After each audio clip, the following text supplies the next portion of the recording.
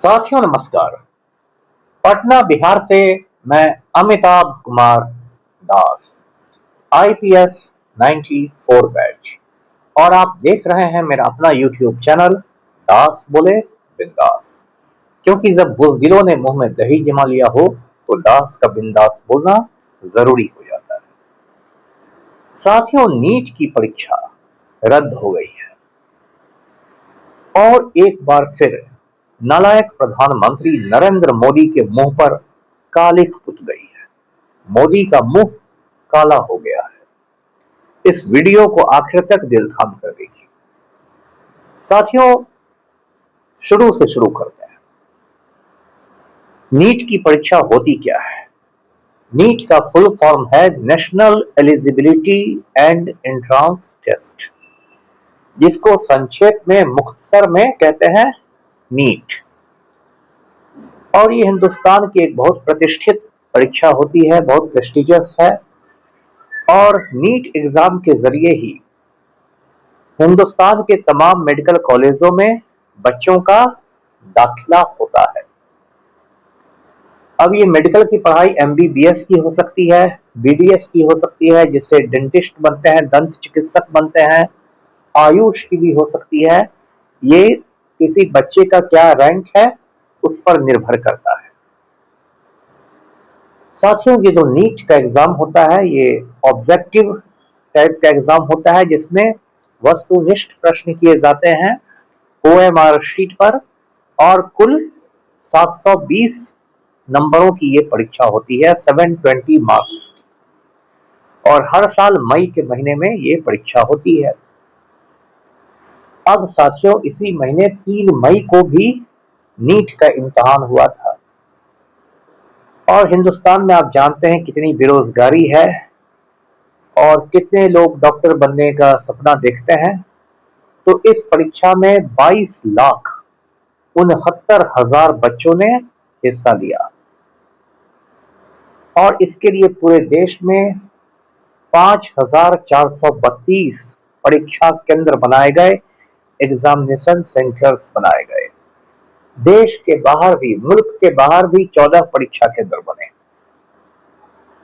लेकिन 3 मई की शाम से ही ऐसी खबरें तैरने लगी कि भाई पेपर लीक कर गया है, बहुत लोगों के व्हाट्सएप पर PDF आ रहे हैं, पेपर आ रहा है। और ये जो इम्तिहान हुआ ये विवादों में पड़ गया।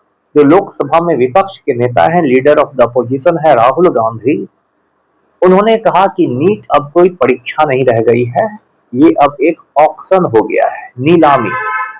नीलामी का मतलब आप जानते हैं, ऑक्शन में क्या होता है, जो सबसे ऊंची बोली लगाता है उसको सामान बेच दिया जाता है। इसके बाद काफी हंगामा होता रहा और 1-2 रोज पहले NTA ने एक संवाददाता सम्मेलन किया, प्रेस कॉन्फ्रेंस किया। नेशनल टेस्टिंग एजेंसी ने, जो एजेंसी नीट की परीक्षा लेती है, इस प्रेस कॉन्फ्रेंस को NTA के DG हैं अभिषेक सिंह, उन्होंने संबोधित किया। और अभिषेक सिंह ने इसमें 3 बड़े ऐलान किए। पहला ऐलान किया गया कि 3 मई को जो नीट का इम्तिहान हुआ था उसको रद्द किया जाता है, कैंसिल किया जाता है। दूसरा ऐलान किया गया कि इस पूरे मामले की जांच CBI यानी केंद्रीय अन्वेषण ब्यूरो को सौंपी जाती है। और तीसरा बड़ा ऐलान हुआ कि इस एग्जाम में जो एग्जाम फी बच्चों ने भरी थी, परीक्षा का शुल्क, वो एग्जामिनेशन फी बच्चों को वापस कर दी जाएगी। इसके बाद पूरे देश में हंगामा मच गया, बहुत किरकिरी हुई।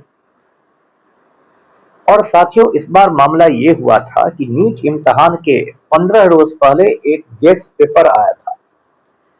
गेस्ट पेपर आप जानते हैं, जब हम लोग भी बच्चे हुआ करते थे तो इस तरह के गेस्ट पेपर आते थे, बिहार में बहुत चलते थे, आनंद एटम बम और क्या क्या एटम बम के नाम से। और उसमें संभावित प्रश्न दिए जाते हैं, जो सवाल पूछे जा सकते हैं। तो ये जो गेस्ट पेपर आया था, इसमें 400 संभावित सवाल थे और उसमें 120 सवाल पूछ भी दिए गए असली एग्जाम में।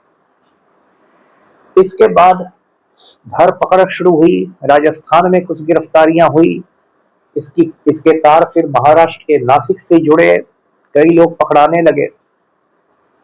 अब साथियों मैं एक बात बता दूं कि 2017 में जब मोदी हिंदुस्तान के वजीर आजम थे, प्रधानमंत्री थे, तब उन्होंने एनटीए का गठन किया था, नेशनल टेस्टिंग एजेंसी का, और कहा था कि अब एनटीए ही सारे इम्तिहान को लेगा। लेकिन एनटीए में एक से एक नालायक लोगों को, नकारा लोगों को बैठाया गया। जैसे अभी जो एनटीए के चेयरमैन हैं, उनका नाम है प्रोफेसर प्रदीप जोशी। वो एक रिटायर्ड प्रोफेसर हैं और ये संघी आदमी है, मतलब आरएसएस से जुड़े आदमी हैं। ये पहले मध्य प्रदेश लोक सेवा आयोग के भी चेयरमैन थे, Madhya Pradesh public service commission के, और आरएसएस का बैकग्राउंड इनका रहा है। आरएसएस की सिफारिश पर ये प्रदीप जोशी बना है चेयरमैन। तो ऐसे ही नकारा नालायक लोग बैठा दिए गए हैं और ये हालत हो गई है कि इन्होंने नीट इम्तिहान का बिल्कुल कचरा कर दिया है। सन 2024 में भी इसी तरह नीट का जो एग्जाम हुआ था उसमें बहुत रायता फैला था, बहुत विवाद हुआ था। मामला अंत में सुप्रीम कोर्ट में गया था, जो हिंदुस्तान की सबसे ऊंची अदालत है, लेकिन सुप्रीम कोर्ट ने इम्तिहान को रद्द करने की मांग खारिज कर दी थी। लेकिन हंगामा तभी भी बहुत हुआ था। अब साथियों बार बार नीट में पेपर लीक हो रहा है। ऐसा किसी दूसरे मुल्क में हुआ होता तो अब तक जो शिक्षा मंत्री हैं, वजीर तालीम है धर्मेंद्र प्रधान, उनको इस्तीफा देना पड़ता। लेकिन ये तो हिंदुस्तान है, यहाँ तो धर्मेंद्र प्रधान है, तो वो बिल्कुल मोटी चमड़ी वाले हैं। ऐसे लोगों को बिहारी बोली में थेथर कहते हैं। तो धर्मेंद्र प्रधान एकदम थेथर है, कुछ भी हो जाएगा, इनकी मोटी चमड़ी है, ये हिलेंगे डुलेंगे नहीं, बात बनाते रहेंगे लेकिन इस्तीफा नहीं देंगे, कुर्सी से चिपके रहेंगे। और अब तो एनटीए को भी भंग करने की मांग होने लगी है कि एनटीए को भी डिसॉल्व किया जाए और पहले वाली रास्ते पर पहुंचा जाए जैसे 2017 के पहले परीक्षा होती थी। साथियों ये जो नीट का एग्जाम हो गया है ये बिल्कुल मजाक बन गया है, और इतनी बड़ी परीक्षा। और हम लोग बचपन में पढ़ते थे कि भारत दुनिया का सबसे बड़ा लोकतंत्र है, लेकिन अब लग रहा है कि भारत दुनिया का सबसे बड़ा लीक तंत्र है, जहां पेपर तुरंत लीक कर जाता है। और जो हमारे नालायक प्रधानमंत्री हैं, नालायक वजीर आजम है नरेंद्र मोदी, वो ऊंची ऊंची बातें करता है, कहता है कि हिंदुस्तान को विश्व गुरु बना दूंगा, अभी अमृत काल चल रहा है, अच्छे दिन आ गए हैं। और इसके जो गोदी मीडिया में दलाल बैठे हुए हैं, फालतू कुत्ते बैठे हुए हैं, वो कहते हैं कि मोदी जी तो एक बार फोन करेंगे तो यूक्रेन की जंग रुक जाएगी। बताइए, ये नरेंद्र मोदी यूक्रेन की जंग रुकवा सकता है एक फोन कॉल में, लेकिन ये नालायक नीट की परीक्षा नहीं अच्छी तरह ले सकता है। तो ये क्या मजाक है। अभी सीबीआई ने 2-3 लोगों को गिरफ्तार किया है राजस्थान से। इत्तेफाक ऐसा है कि सब के सब बीजेपी के नेता हैं, राम भक्त हैं। तो ये इस देश की हालत हो गई है। साथियों इस देश का युवा जो है बिल्कुल हताश हो गया। आपको याद होगा 2014 में नरेंद्र मोदी ने हिंदुस्तानियों को कितने ख्वाब दिखाए थे। मोदी ने कहा था कि हर साल 2 करोड़ युवाओं को रोजगार मिलेगा। तो कायदे से 12 सालों में 24 करोड़ युवाओं को नौकरी मिलनी चाहिए। अब यही नालायक नरेंद्र मोदी कहता है कि पकौड़े तलना भी रोजगार है। बताइए कितना बड़ा ये मजाक है बच्चों के साथ। कोई बच्चा यदि मेडिकल की पढ़ाई करता है तो वो पकौड़े तलने के लिए करता है। कोई बच्चा यदि बीटेक करता है, इंजीनियरिंग करता है, तो क्या वो पकौड़े तलने के लिए करता है? कोई एमबीए करता है, मैनेजमेंट करता है, वो पकौड़े तलने के लिए करता है? पकौड़ा तो कोई अंगूठा छाप भी तल सकता है। लेकिन अब मोदी कह रहा है कि पकौड़ा तलना भी रोजगार है, इसलिए पकौड़ा तलो और खुश रहो। ये हालात है। और साथियों लगातार बच्चों की, युवाओं की नौकरी छीनी जा रही है। पहले जो इंडियन रेलवेज है, भारतीय रेलवे, वो सबसे ज्यादा सरकारी नौकरियां देने वाला महकमा हुआ करता था। लेकिन पिछले कुछ सालों से, जब से मोदी पीएम बना है, तब से रेलवे में वैकेंसीज आनी लगभग बंद हो गई। आती भी है तो बहुत थोड़ी थोड़ी, ऊंट के मुंह में जीरा जैसी। और साथियों सेना में जाना पहले बहुत सारे बच्चों का ख्वाब हुआ करता था, फौज में जाना, फौजी बनना। लेकिन नालायक नरेंद्र मोदी ने अब सेना में नियमित बहाली बंद कर दी है। अब हिंदुस्तान की फौज में अग्निवीरों की बहाली होती है। ये अग्निवीर सिर्फ 4 साल के लिए बनते हैं और 4 साल बाद इनको फिर सड़क पर भेज दिया जाता है। अब ये कितना बड़ा मजाक है हिंदुस्तान का कि जो नरेंद्र मोदी 75 बरस का हो गया है, जिसकी पूरी दाढ़ी सफेद हो गई, वो कुर्सी से फेविकोल लगा के चिपका हुआ है, वो रिटायरमेंट का नाम नहीं ले रहा है, और 28 साल का नौजवान रिटायर कर रहा है, अग्निवीर से सीधे सड़क पर आ रहा है। ये इस देश में हो रहा है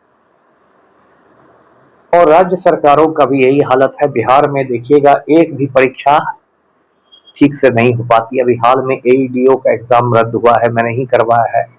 कभी बीपीएससी की जो संयुक्त परीक्षा हुई थी, 67वीं संयुक्त परीक्षा, वो रद्द हुई थी।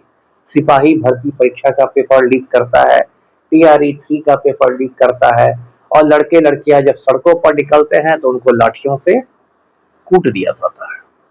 तो ये हालत हो गई है हिंदुस्तान की। अब इसमें सॉल्यूशन क्या है? देखिए, सॉल्यूशन ये है कि ना कुछ एनटीए कुछ करने वाला है, ना सीबीआई कुछ करने वाली है, ना नालायक नरेंद्र मोदी कुछ करने वाला है। तो सॉल्यूशन एक ही है कि इस देश में भी जेन जी क्रांति होनी चाहिए, जेन जी का इंकलाब होना चाहिए। जैसे हमारे पड़ोसी मुल्क नेपाल में पिछले साल सितंबर महीने में हुआ, लाखों युवा सड़कों पर निकल गए और प्रधानमंत्री को भागना पड़ा। मैं हिंसा का सपोर्ट नहीं करता, वायलेंस का सपोर्ट नहीं करता, लेकिन क्रांतियां शांतिपूर्ण भी हो सकती है। पीसफुल इंकलाब होना चाहिए जेन जी का। नहीं तो ये नरेंद्र मोदी जो है, ये ऐसा नालायक प्रधानमंत्री है, इसे सिर्फ गौतम अडानी के जूते साफ करने आता है और बंद कमरे में कंगना रनौत के साथ लूडो खेलने आता है, और कोई काम ये नरेंद्र मोदी नहीं जानता है। इसलिए मोदी को हटाने के लिए जेन जी क्रांति हिंदुस्तान की जरूरत बन गई है। वीडियो को लाइक कीजिए, शेयर कीजिए, चैनल को सब्सक्राइब कीजिए। धन्यवाद। जय हिंद।